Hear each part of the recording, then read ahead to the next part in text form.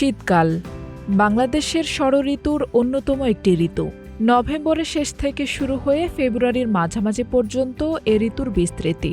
এই সময় প্রকৃতি বদলে ফেলে নিজের রং, বাতাস হয়ে ওঠে হিমেল, আর মানুষের জীবনযাত্রায় আসে পরিবর্তন।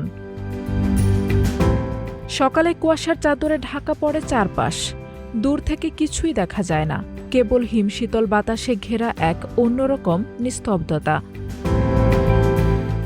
শীতকালে সবচেয়ে বেশি কষ্ট পায় সমাজের নিম্ন আয়ের মানুষরা।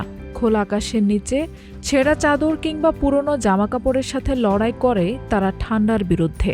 শিশু ও বৃদ্ধদের মধ্যে শীতজনিত রোগের প্রকোপও বেড়ে যায়। তবে শীত মানে কষ্ট নয়। এ সময় শহর থেকে গ্রামে ছড়িয়ে পড়ে উৎসবের আমেজ। পিঠাপুলি, খেজুর রস, আগুন পোহানো আর মেলার আয়োজন, সব মিলিয়ে জমে ওঠে বাঙালির শীতকালীন জীবন। এই সময় কৃষকের মাঠে ধরা দেয় শস্যের হাসি।